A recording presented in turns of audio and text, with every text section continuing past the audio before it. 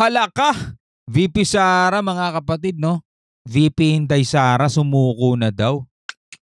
Yan ang VP Sara, ginulat ang lahat, sumuko na. Senado nagulat, PBBM naiyak sa nabalitaan. Yan ang ating aalamin mga tol at bibigyan ng reaction video. Comment kayo sa baba kung ano masasabi nyo rito. So ito yung video to ay mula kay News PH mga kapatid. Huwag na natin patagalin pa. Panoorin na natin to. Bumigay na po si Vice President Sara Duterte. Ayaw na niya ng confidential fund at intelligence fund. Oh. Sumuko na. Vice President Sara Duterte sumuko na sa CIF, Confidential and Intelligence Fund. Confidential Intelligence Fund. Actually, lahat naman mga tol, no, merong confidential and intelligence funds. Naging ano lang talaga to, naging maingay pinag-usapan at maraming kumwestiyon dito sa Confidential and Intelligence Fund na ni VP Sara, no? Kasi una-una napakalaki at napakabilis na ubos, no? So syempre, ang mga Pilipino, ang mga tao nagtatanong saan napunta, saan nagamit. Eh since na confidential nga, hindi natin alam at hindi rin naman ata nila basta-basta nasasagot. Basta ang sinabi na lang dito ni VP Sara, yung mga tumututol daw sa confidential fund ay kalaban ng bayan kasi ginagamit niya yan eh. Ginagamit niya yan kung para sa mga, alam niyo na, para sa mga lumalaban sa bayan, intelligence fund para makapagbigay ng mga intelligence report, mga ganun mga bagay. Well, marami no, maraming pinaggamitan yan. Pero yun nga, sumuko na siya at nakita niya parang hindi nagiging maganda at dahil dito ay medyo bumaba ang ratings niya.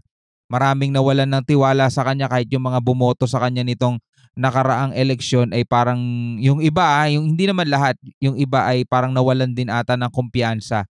Well, tuloy natin to, alamin natin mga kapatid. Ayaw na niya, huwag na daw. Hindi na daw dahil parang nakakakati-hati na daw mga Pilipino.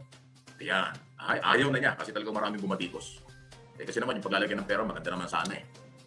Ganun sa hearing kahapon sa Senado, kinumpirm ni Senate President Senador Sani Angara na siyang chairman ng Committee on Finance, okay, do sa deliberation, na ayaw na ho, kasi hindi bawal magsalita ang Vice President sa deliberation ng budget eh. Okay? Ayaw na. Yan. No more secret funds. Yan. Pero meron sinabi rito yung kanyang spokesman. Ano pangalan ng spokesman ito? Si Atty. Pao ba yun? Pao. Basta alam ko yung lalaki ng spokesman niya may sinabi rito. Yung ano yung maririnig. Ang mga dahilan daw ito yun eh. Nakikita natin na talagang may tendency magkawatak-watak o magiging divisive itong issue na ito. At dahil dito, naniniwala ang ating Vice Presidente na siya ay nanumpa na panatiliing mapayapa at matatag ang bansang Pilipinas. Kaya hindi na po niya i-pursue ang proposal for confidential funds. So, malinaw Eh di bigyan na lang ng budget pero hindi na confidential, no? Sabihin na lang agad kung saan gagamitin. Kung halimbawa gagamitin niya to para sa mga rebelde. O di at least alam na ng mga rebelde, no?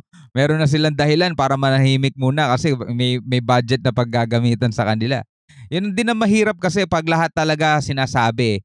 Yung tipong mga wala nang confidential, no? Wala nang sikreto muna. Yung tipong wala nang surprise attack, puro ano na agad. O eto may budget tayo, gagamitin natin para sa eskwelahan para mapigilan yung mga pagre-recruit o sa intelligence funds para malaman natin kung sino yung mga source ng mga recruitment na yan.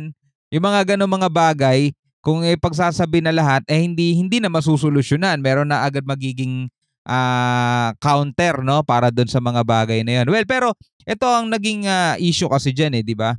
Maraming nagdududa na baka kinukulimbat lang. Alam na natin, yung mga nagdududa, yung mga nagsasabi nga baka ninanakaw lang, biniberdugo lang yung budget o pondo ng gobyerno. Yun ang pangunahing duda ng lahat. Pero eto, sabi nga ni VP Sara, ay ayaw niya na ng ganon at sinukuan niya na. So no more confidential fund na daw.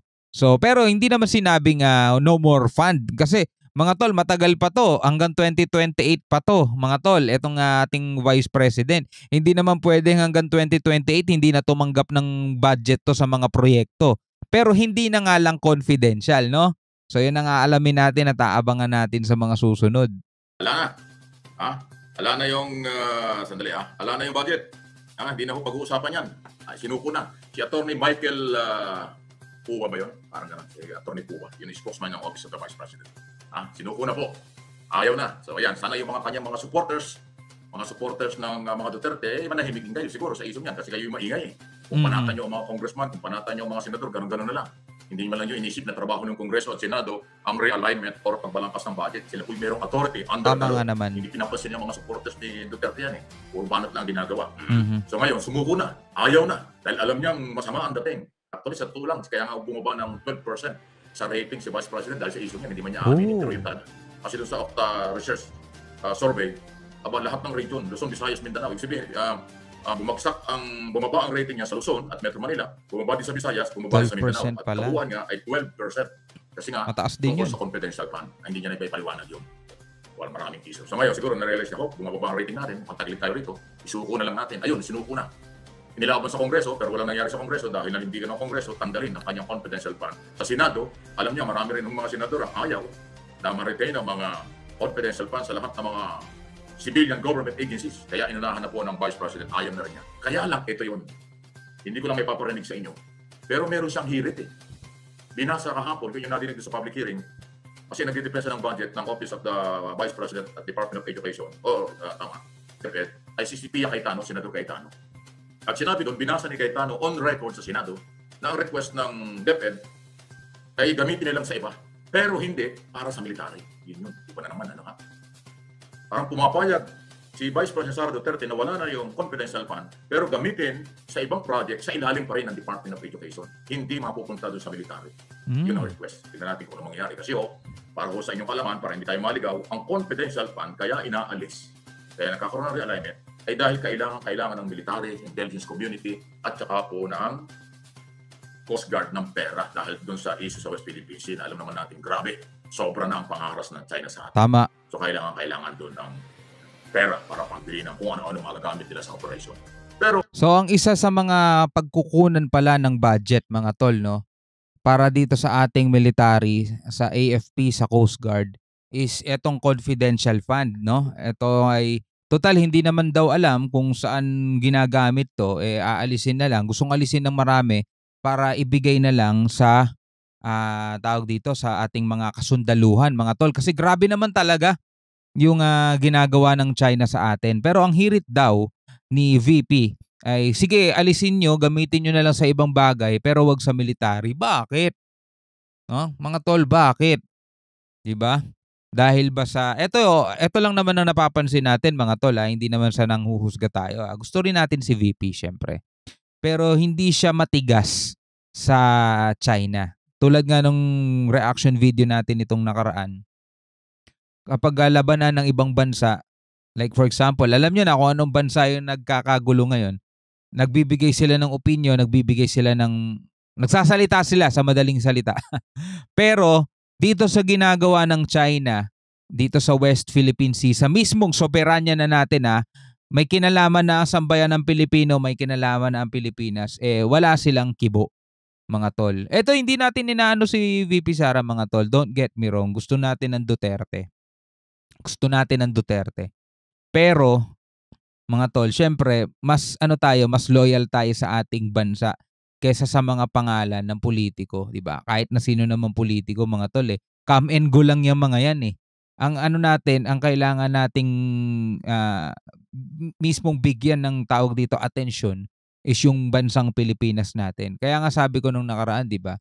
Ito yung pinaka-best part, ito yung pinakamagandang paraan o pagkakataon para ipaglaban natin yung West Philippine Sea dahil sinusuportahan niya ni PBBM. Kasi nung nakaraang administration, yung tatay ni VP Sara, di ba, nakipag-best friend lang tayo sa China. So ito na pala natin, di ba? Hindi naman tayo talaga itinuring na kaibigan ng China. Hinaharas pa rin tayo. So etong administrasyon natin ngayon, gumagawa ng paraan, PCG, nakakapag-report na sila, unlike before, talagang tahimik lang, wala tayong nababalitaan. Pero hanggang 6 na taon lang kasi siyang PBBM, no, tol. After ng kanyang termino, may papalit na ibang presidente, hindi natin alam kung ano ang kanyang focus. Kung focus ba siya sa ating soberanya o pababayaan niya lang, kaibigan naman natin ng China, hayaan nyo na lang yan, tahimik na lahat. Para wala nang problema, wala nang gulo, tahimik na lang lahat. Alam niyo yun, mga iba blackout na sa media, hindi na papalabas yung mga pangaharas ng China. So sayang naman yung naging effort natin, mga tol. At magugulat na lang tayo, parami na ng parami ang mga islang itinatayo ng China. Parami na ng parami mga barkong ng China na nasa West Philippine Sea. Hanggang dumating ang panahon, asa na ang ating soberanya? Wala na. tapos turuan, sisihan, sino nagbenta, sino nagganyan, sino namigay, di ba? Alam niyo na mangyayari mga tol. So sana yung susunod na magiging presidente natin mga tol ay ipagpatuloy itong adhikain ng ating namumuno ngayon. Kung pwede nga lang, di ba? Si BBM pa rin magpatuloy na lang din eh. No? Tuloy natin mga tol. Kailangan doon ng pera para pambili ng kung ano-ano magagamit nila sa operation. Pero kala ko, isinuko ng Vice President yung confidential fund at pumapayag na siya kung saan ilagay ng Senado at Kongreso at doon pupunta sa military. Hindi pala. Ang request niya, ilagay sa ibang project o ibang proyekto o ibang paggagamitan pero sa ilalim ng Department of Education. Kanya pa rin. Sa kanya pa rin. Under pa rin niya. Ganon. Wow. Hindi. Eh, ang Department of Education, 750 billion na ang budget niyan. Wow. Ano ba yun? Diba? So, kaya ko tinatalaki ito kasi yung record. Puntahan nyo yung record ng Senado at yun ang usapan kahapon. Laki na. 750 billion na ang budget ng Department of Education. Kulang pa pala. Kasi yung confidential fund, gusto niyang tanggalin yung pangalang confidential pero gagamitin pa rin. So, hindi mapupunta sa military. Yun ang gusto. Pero, siyempre, Kongreso at Senado, Congressman at mga Senador ang masusunod yan. Kasi sila yung merong authority. Tama. Na mag-realign talaga. Ayun. Okay? Isinuko, pero may request. Yun nga yung title natin. Sinuko na yung confidential fund, pero may request. Ang request ay ibang project ang paglagyan. Eh, hindi po doon muna nakalaan yan eh. Ang pinag-uusapan from day one, military ang nangangailangan ng pondo, kaya doon ilalagay ang mga pera na kailangan. So, yun. So problema pa rin ng Kongreso at Senado yon mga tol. Kasi syempre meron dyan mga loyal kay VP, meron naman dyan walang pinapanigan. May ganun yung mga kapatid sa Senado sa Kongreso. Since sila ang nag-aayos ng budget, so sila ngayon na magdidebate kung susundin nila yung request ni VP Sara. O ayaw nyo ng confidential, o sige, alisin natin yung confidential. Lahat ng budget, alam ninyo kung saan gagamitin. Pero sa akin pa rin ang budget.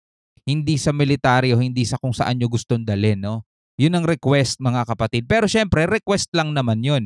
Ang masusunod pa rin dun is yung mag-a-approve ng budget. Pwede nilang dagdagan, pwede nilang kaltasan, di ba? Pwede nilang gawin yun. Pero syempre, since nga na merong mga kampe at merong hindi, sila naman ngayon yung magkakaroon ng debate dyan, no? Yung Senado at saka Kongreso. Depende kung sino pinakamataas ang boto, yun ang magwawagi. Education, yung magpalitan tayo ng kaalaman, hindi ko tayo katulad ng iba, puro banat lang. Kasi pag banat, puro ano yan eh. Puro after views lang yan. Pag banat, wala kang makukuha kabutihan doon. Ang importante, yung educational ang dating. Ano ba yung proseso? Saan ba gagamitin ng pera? Lahat ng issue dapat may paliwanag saan nang galing at bakit nangyari. Hindi yung puro banat. Kasi pag puro banat lang, ay wala akong mangyayari. Pag puro banat, personal interest lang yan. At saka kung paninira nga lang talaga. Wala kayong mapupulot na haral. Ano ba ang totoo? Pagka kasi puro banat ang segment or content, fake news yan. Fake news, intriga, chismis. Yan lang po ang laman nun. So wala kayong mapupulot na aral. Kaya ako, pinipilit ko, hindi naman tayo nagmamagaling, na maging educational ang dating. Ipaliwanag natin. Ayun ang propose nakakasawa na pero tayo magsasawa dahil pera natin ito. Confidential fund, ulit-ulit tayo, kailangan ng military. Kailangan ng intelligence community. Doon pupunta dapat. Hindi pwedeng ang pinaglaanan ng departamento at opisina ng pamahalaan sila ang masunod. Kaya ang aming kongreso. Yung separation of power o yung three branches of government, executive, judicial, at saka legislator. So legislator ang merong authority kung saan nila ilagay sa kanilang realignment na ginagawa. Yung mga executive department, puro request lang yan, subject for approval ng Philippine Congress. So, sinabi Philippine Congress ay Senado, mababa at lower at upper house. Yun. Okay, malinaw na po para maintindihan nyo. Lahat naman request lang yan. Sila sa kanila ang pinali. After ng BICAM, Bicameral Conference Committee tungkol sa budget, isusumiti yan sa Malacanang, ipapainal sa Congress Senate, tapos imprenta, isusumiti sa Malacanang for signature ng Pangulo. Yan yun. Okay?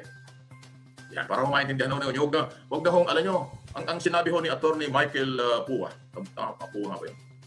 Attorney Michael Puwa, spokesman ng Office of the Vice President. Sabi niya, nakakagulo na daw ang bansa. Nakakahati-hati na ang bansa. Kaya daw, kaya sinuko na, hindi na nakaka-interest ang Vice President doon sa 650 million confidential fund, 500 million confidential fund sa Office of the Vice President, 150 sa Department of Education. Yun. Maganda sana kung isinuko ng Vice President yung pera ito, hindi na siya interesado, tapos sinabi niya, bahala na kayo kung saan nyo ilalagay. Hindi mas maganda. Dahil ang purpose ng pagtatanggal na yan ay papunta nga sa military. Hindi po eh. Sabi ni Senador Cayetano, Pia Cayetano, na siyang sponsor ng pagtalakay ng budget sa Senado, ang request daw ilagay sa ibang department o ibang ahensya under ng Department of Education. Wow, dadagdagan ng budget ng Department of Education. Sa kanya pa rin. Yan po yun. Di ba kung anong dating sa inyo. Okay? So parang yun lang ho, gano'n na nangyari. Kung after all, balita lang ito yung pinag-uusapan, ang Senado, Kongreso pa rin ang mag-decide kung saan lalagay ang pondo. Pero ang maganda rito, dahil isinuko na ng Office of the Vice President, so lahat na lang ng mga department na mayroong confidential fund, baka bibigay na rin sila. Unang nawalan dyan, DICT, DFA, at saka DA, di ba? At saka DepEd, at saka Office of the Vice President. Yun lang ang una. Siguro yung iba ganun din. Kasi ang nagkagulo na nga sa Senado dahil na-expose sa media yung kailang closed-door meeting na marami palang senador na gustong ibigay yung confidential fund sa Office of the Vice President. Ngayon, sinuko na, di parang pinagsasampal sila ng harap-harapan. Pag tatanggol pa niyo ako, yaya ko na. So ngayon, paninindigan ng mga senador, o sige, tanggalin natin lahat. Total, ayaw na rin ng DepEd, ayaw na rin ng Office of the Vice President. O para walang laman, tanggalin natin ang lahat ng government agency, civilian government agency. Tapos ibuhos sa Department of National Defense, AFP, di ba? Intelligence Community. Ang ganda niyan. So kailangan ko nakakalituhan pa. Lahat naman kasi nangangailangan ng budget, mga tol, di ba? Pero dapat meron silang, alam nila sa record nila kung ano yung pinaka-priority dapat, yung pinaka-dapat nilang bigyan ng budget, yung pwede naman makakapagpatuloy naman kahit maliit lang ang budget, at kung ano yung pinaka-dapat buhusan ng budget, di ba? So eto, lagi naman natin kasi binibigyan ng reaction video at lagi tayo nakakapanood ng balita tungkol sa pambubulas ng China dito sa ating bansa. Siyempre, kailangan natin talaga bigyan ng budget etong ating PCG, AFP para makapagdagdag naman ng mga panibagong asset, di ba? So ito kay VP Sara, inalis lang yung confidential fund, pero yung fund, kailangan pa rin yun syempre ng kanyang opisina. Lalo-lalo na siya yung Secretary of Department of Education, mga tol. Para naman din to sa edukasyon, kung talagang magagamit yan at makakapagpaunlad yan ng edukasyon ng ating mga kabataan, mga tol. Di ba? Pero ikaw, bilang isang Pilipino, ano ang masasabi mo rito? Comment ka na lang sa baba. Pag-usapan natin yan sa comment section. Hanggang sa muli, ako nga pala si Shobal D. Peace out.